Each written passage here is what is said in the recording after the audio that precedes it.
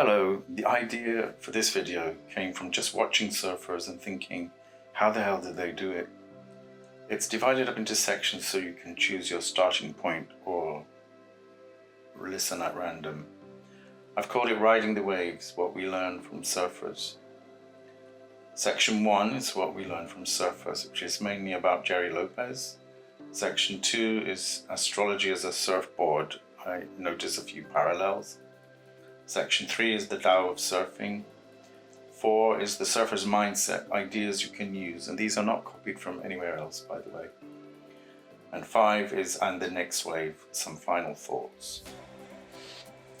So let's wade right in. What we learn from surfers.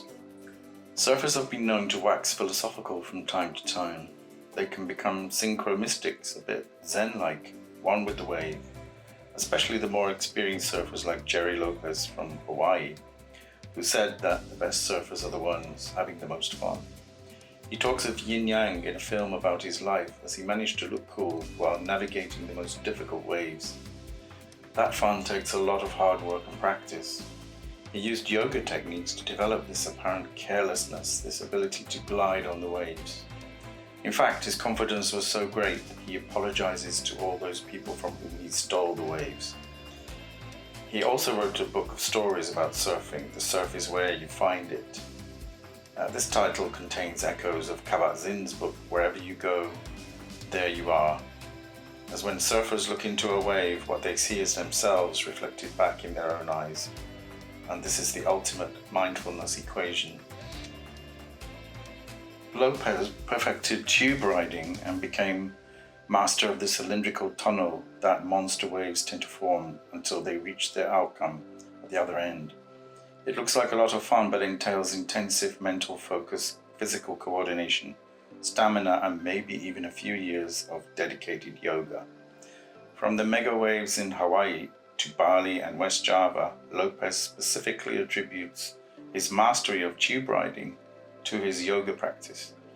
Born a Scorpio with plenty of tenacity of spirit, he has Mars in Sagittarius, the sign of adventure and travel, and Jupiter in its own sign too, at the galactic center opposite Uranus. So he was all set to go beyond the norm in his favorite sport of surfing with a yogic flavor. Travelers can often bring their own psychological ruins to archaeological sites. Baggage is not only what you pack your clothes in. In the same way, surfing teaches you these lessons of economy of means, with as little clothing as possible, dealing with your troublesome issues in order to travel light on the surfboard. Unless you have worked on yourself, anywhere you travel, your problems go with you. Funny thing that. But find your inner poise and you can rest in the stable ground of being, no matter the location. Surfing can be for some this means of self-discovery, and it's not just for men. Women love it too. It is also potentially a dangerous sport, but drownings are few as surfers are usually strong swimmers. They understand about riptides and rocks and how to breathe long enough to be plunged under a massive wave. It is more common for surfers to have head injuries than be drowned, but it's when they have paddled out into deep water where they are most challenged, where they come face to face with themselves. There is a true fierceness in the wave. So why surfers are not roller skaters or other risky sports? Any experience can trigger epiphanies, but for surfers it may be something to do with the struggle to understand how they relate to each wave, all the waiting they have to do in the water for the next one, and then the next one. Deep water is scary as it is both powerful and primal. And in some myths, the sea is a monster from the deep, like Tiamat, in the Babylonian image of all creation. It radiates generative power and sometimes takes bodies that never return. The sea is a great teacher. You can't escape dealing with your own consciousness in order to master fear and develop courage. It is much more than just going with the flow. It involves the way surfing can become a lifestyle, an obsession, where surfers can develop mastery of the surfboard. They can learn the skill of riding the waves gracefully to make it look like they are walking on water, or even gliding, which is extremely difficult and can take its toll. But experienced surfers can pull it off. and it looks like they've achieved a miracle of dexterity and elegance by defying the laws of physics. Waves on the ocean behave very much like the continual cycle of planetary motion. The time graph of planetary motions in 1 year looks like waves on the surface of the sea. It's the ebb and flow of time, except that at least you can see real waves for surfing and ride them if you can. The hidden energies are much harder to gauge, as they are invisible, except through an ephemeris, time tracking, and the intuitive use of the symbolic language of astrology. These are clear parallels that many astrologers have made over the years, so it is not new at all. Yet we can learn some vital life skills, not just as astrologers, but as people dealing with information overload, the bombardment of the senses, and now with this feeling that time has speeded up, to be able to skillfully navigate what is thrown at us by life, by the flood of information from friends, the internet, colleagues, governments, institutions, and especially from the media. And managing all this has now become a primary life skill. Surfing philosophy has a lot to offer everyone, but astrologers are the cosmic surf riders, as they can read natal and transit charts to navigate what's coming. And hopefully it is astrologers who can pass on this wisdom to their friends and clients and anyone who wishes to hear. The parallels are many. Think of aspects, squares, oppositions, conjunctions, sextiles and trines as waves, as part of multiple longer cycles. They build up, reach a peak, and then dissipate back into the formless. Each ripple forms and can clash head-on with another, or it can dissipate. A planet is either applying to the exact degree when it has most force, or separating from it when it has a diminishing force. The moon rules the tides and travels so fast we barely notice the changes and mood shifts. But with Saturn and Mars conjunctions, we must pay attention, as they directly affect us. Waves are good as a subject of meditation too. The pendulum may swing from intense action back to calmness to create harmony and balance, just as Yogananda Paramahansa said back in 72. This idea of perfect balance from inner fusion of opposites is what enabled Jerry Lopez to master Pipeline, the most formidable long wave formation on the north shore of Oahu, Hawaii. The cross currents from one growing aspect to another are like the riptides, where one symbol clashes with another, but can temporarily fuse into a hybrid energy. Handling your balance on a surfboard has been represented in surfers' artwork as Mercury, the Roman god of travelers. You need arms and legs to move quickly in a strong but fluid manner to stay on the board. Think judgment, acceleration, speed, and dexterity. The surfboards have to be smooth, sleek, and light, and often handcrafted. The boards that Lopez produced had a lightning flash symbol on them, adding the Uranian touch of genius. But the ocean is associated with the planet Neptune, or Poseidon, and this is the place where the self can be lost, as there are no boundaries. There are many related gods and mysterious creatures like Triton, half man, half fish, the son of Neptune, and the Nereids, female sea creatures. Then there is Proteus, the seal herder of the sea, who had the gift of prophecy and truth, but who can rarely, if ever, be captured, as he is the ultimate shapeshifter. In Santeria there is Yemaya, the revered goddess of the ocean of seawater, seen in deep blue. Then there's the Roman goddess of the sea, Salacia, Amphitrite in the Greek version, connected to the salt and the shimmering sunlight that reflects off the water. This is a trans-Neptunian object discovered in 2004 that you can find in your chart. Seahorses are commonly seen as representing the sea, and in 2013 a small moon of the planet Neptune was discovered. It was named Hippocamp, seahorse. Proteus is the much bigger of the 14 moons of Neptune and may have broken off from Proteus. Nikola Tesla's famous observation was that if you want to understand the universe, think in terms of energy, frequency, and vibration. Frequencies are monitored and measured in waves. Physics talks of wave formation as an accumulation of particles, but perhaps they are both particles and waves at the same time. Waves go in motion, as they are defined as energy transport phenomena. that uses a medium such as water. Sound also travels in waves, and so does light. So a circle is never 100% perfect, but can loop back on itself to form another variation that continually expands the threads into a spiral. There is the idea of the golden mean ratio of harmony, which is not exactly symmetrical, but is slightly offbeat from the center. This is how nature is generated with spiral formations, and it even looks like how a wave forms. Waves in the sea go in stages, and surfers catch it only at stage B, where it curls over to create a tunnel, before it crashes to its conclusion. It uses hidden proportions that grow organically to its peak, and then it dies back down to its resting point, from where it started. It's the ultimate bliss for a surfer to ride inside this tunnel, and amazing for a cameraman to be able to capture that moment on film so we can see that happen. All people really are like surfers in this sense. It's how we deal with life, beginner to advanced. But astrologers learn to ride the waves through study of charts, aspects, and transits. And they understand how smaller cycles of planetary motion collapse into much longer cycles. The Saros cycle of eclipses is an example. Just one series lasts up to 1,550 years and includes up to 87 eclipses in any given series. Where one series ends, the other begins, with up to 42 series running parallel. This is an understanding of time that begins to uncover the unseen threads and layers.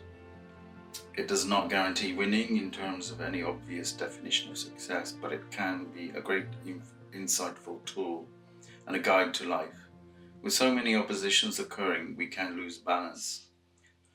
Some people can even become possessed by the archetypes, manifesting its demonic aspect only. They go to extremes and want to kill off the other side without realizing they are part and parcel of the same experience. This is yin and yang integration if this feeling is properly understood. Alan Watts said that trying to have one thing without its opposite is like trying to have mountains without valleys. Ian McGilchrist talks about this too, with his ideas on how perception functions through right-left brain lenses, the one holistic and interconnected, and the other one restricted to linear logic. It is better to have a view that integrates the two polarities and takes both perspectives into account. Michael Allen's book represents this as the Tao of Surfing, as the Tao is that which, if it can be named, is not what you think it is. It is often just beyond the reach of the ordinary mind. The peak is at the crest of the wave, the exact degree of the aspect, but it's momentary. It passes instantly into foam and is forgotten. The idea of stationing planets too is one of stillness and motion together, where the grinding effect of a planet intensifies. But it is the apparent shift in relation to the Earth, yet we still feel it like a wave that somehow loops backwards. Take the Jupiter-Uranus conjunction of March 21st, 2024, earlier this year, as an example. Astrologers started noticing it last year in 2023, but it cycled back to 2010 when Jupiter and Uranus were neck and neck in Pisces, then across the end of Pisces to the beginning of Aries.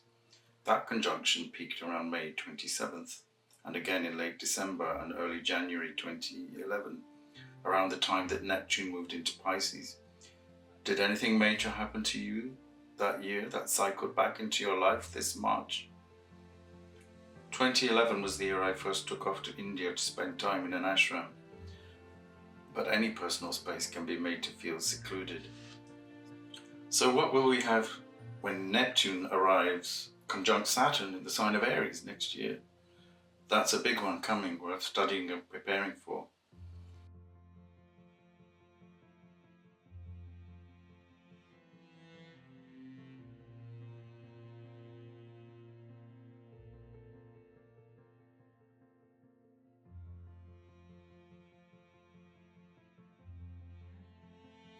Learning to ride the wave of every aspect can help us play the game and stay on the board longer. Astrologer and yogi Ray Grass reflected on this, pointing especially to aspects involving the outer planets. Fortunately, astrologers have something of an edge in studying the zeitgeist, since they're able to chart its various waves and shifting currents with some degree of precision. But even if you fall, there's always another wave to play with coming in. We learn more and more each time. Another aspect or ingress greets us, and with outer planet aspects, we can be more in tune with the collective surge and separate that from our more personal issues. So the wave we can tackle the best is always the next one. Falling too much can make us retreat from life. Getting back up is what takes work. Not doing what you ought to be doing is like avoiding your dharma. Some of us may already have an inkling of what Dane Rudyard said as he studied these cycles too. When you don't follow your nature, there is a hole in the universe where you are supposed to be.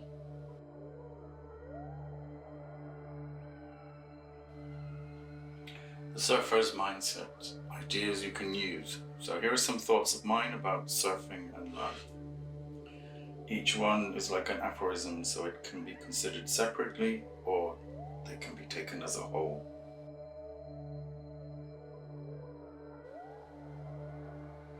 In order to ride the wave, first you must know how waves behave.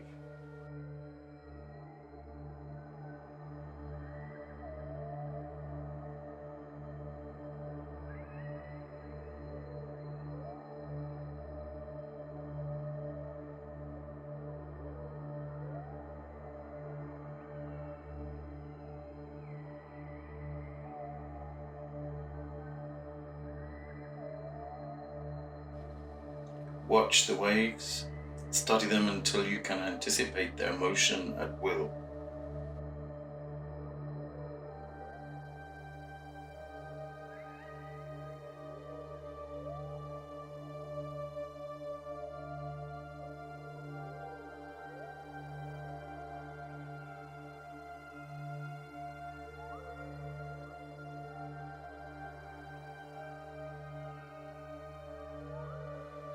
Cultivate the body-mind to its fittest so you can maintain equilibrium when the waves get rough.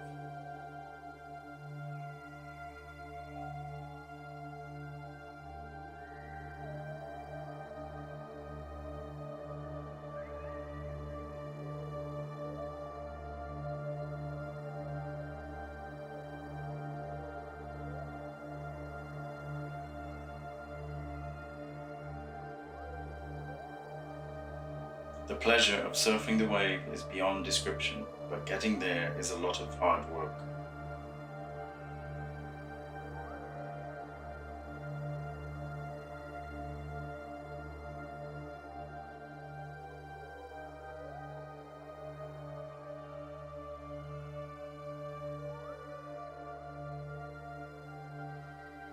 Concentrate and meditate on the wave. Observe its growth, shape, length, depth, height, and the way it flows to its conclusion.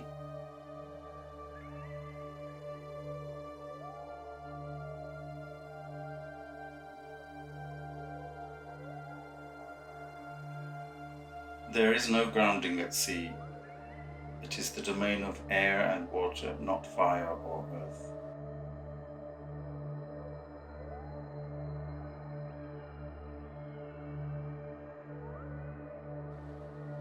Respect the wave as it has the power to lift you up high or pull you down low.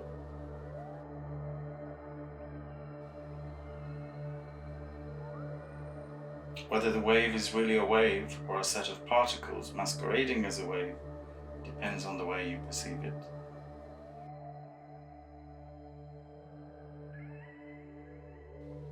See how one wave interweaves with another wave in the riptide, but they all emerge from the same sea. Decide which wave you can ride and which one you can't. Conquer the fear of the wave in order to master the wave. Miss the wave and it is gone until the next one comes. So we learn patience. A giant-sized wave requires giant-sized readiness. Once on the ride, immerse yourself in the wave.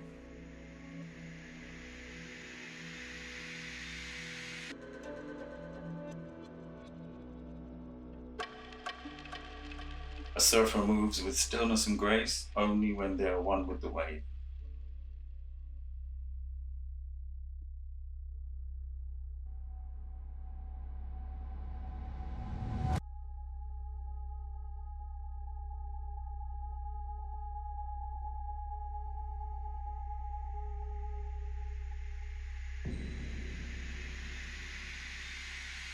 To be able to walk on the water is the ultimate dance between the surf rider and the sea.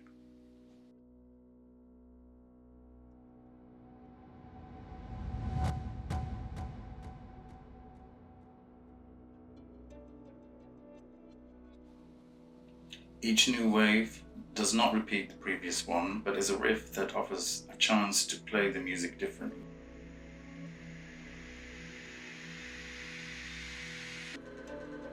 Time stands absolutely still at the midpoint of the wave that brings you in touch with the sublime.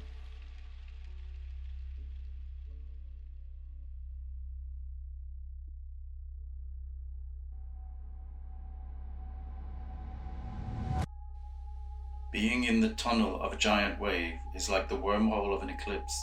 Things are never the same on the other side. Surfing is the reconciliation of dualities, strength versus flexibility, timing versus opportunity, passive versus active, courting the right amount of danger while opting for safety. The sea swell levels us all and evens out perceptions of success and failure.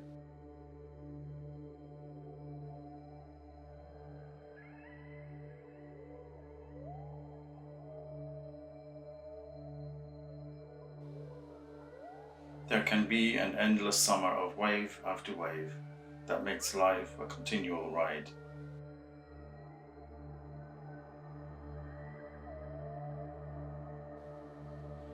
And to really delve into this synchro mysticism of surfing is to consider the way that time stands still at the center of the wave tunnel. Bernard Midget Farrelly said it this way: you go into oblivion, suddenly all your life is there. In this long stretched out wave, you're removed from the past. Everything that has been on your mind becomes immaterial. Everything goes to jelly and you feel completely removed from the world around you. Nothing matters but you and the board and the wave and this instant in time. And the next wave. Now apply all these ideas directly to your life and for the next year, 2025, and then 2026 and beyond. Find answers to these questions as they may apply in different cycles and in all seasons. What's coming in? What's going out? Is anything boomeranging back into your life? Which moment do you need to wait for? Which challenge is worth taking up? Which one isn't? Do you need stamina or need to rest? Do you need to learn a skill fast? If so, why aren't you doing that? Can you develop grace under pressure? If so, how? Are you able to bounce back easily? Can you uphold multiple conflicting tensions within your psyche and still manage to make a cup of tea? If not, then you might have to work harder at the balance between being too rigid and bending too far to accommodate what you do not want or believe in. I'm sure you can think of more questions. This way, astrology can help you decide how much energy to exert, when to go forward, and when to hang back. That's just good timing. There's a Jupiter square Saturn coming up. Jupiter in Gemini squares Saturn in Pisces, peaking in August and again in December, but harping back to the same square from March 2016. So this is one to watch as well. There may be multiple opportunities, but also things holding you back. Surfers, who generally are quite relaxed and know how to enjoy life, know what bliss is and are able to live it to the full. While Jerry Lopez is not the only gifted surfer, his skill reached a high level, making him one with the ocean.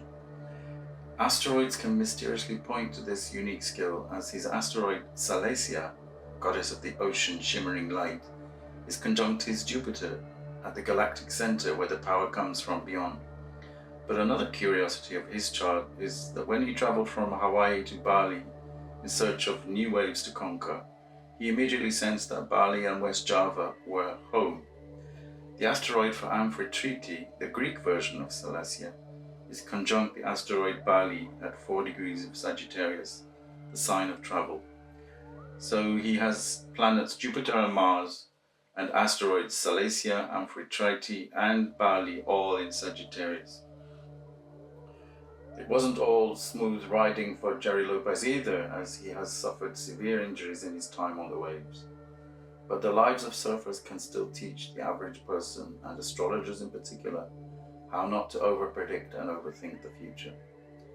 They might get things right now and again, but not always. Some waves defeat them, but surfers can show us how to be chilled while wobbling to maintain balance. There's no fixed formula, but it involves combining strength, foresight, flexibility, plus a whole heap of trust in the universe. As Lopez says, surfing is a great metaphor for life. If you don't move with life, it passes. We especially need this when major aspects that could have negative connotations, Saturn conjunct Mars or Pluto for example, begin to loom larger in the mind than how they actually pan out in the world. It is easy to become obsessed by the negative, to look for signs of imminent death or to cave into fear, but not so easy to greet each new experience with equanimity and resilience. While I am not an actual surfer myself, I noted through many hours of watching surfers wait so long to catch a wave, only to struggle with it, how fitting this metaphor really is. A surfer has to make countless decisions about which wave to take on, how to ride it, and it takes a lot of experience to do it well. Arnold Toynbee's definition of history was just one damn thing after another. That's a bit like waves and like life. One comes and then another one comes in a repeat cycle. Some waves seem to come right at you, choosing you to overwhelm, to make you realize you are powerless against the sea, which is the boss. If it wanted to swallow you up, it would, unless you learn to ride it and learn not to resist. You cannot push the sea, but you can understand its ways. The metaphor of surfing is applied to the internet as well. We navigate to pages and ride a wave of interest, but tumble down many scroll holes on the way where time seems to vanish. So that should tell us we are wading in a deep sea of information, not all of it light, some quite dark and designed to mislead. This washes up a lot of detritus on the shoreline, so we always have clearing to do. The element of water still has a lot to teach us with its constant change and continual renewal, especially the sea, which still inspires awe, and its mystery cannot be labelled or curtailed. Whether you will never be an actual surfer and remain only a wave watcher, you can still become that skillful driver of your own life, knowing when to change gears and adapt. It is possible at least to imagine that you can walk or even glide sometimes in the roughest patches. So thank you for listening to all this. It took quite a long time to get together. It would be good if you could like, share or comment. It all helps. There's a written version as always if you prefer to read. See the link below for details. And if you would like a personal reading of your natal chart, please get in touch. I will always get around to it even if busy. So until next time, enjoy riding the waves.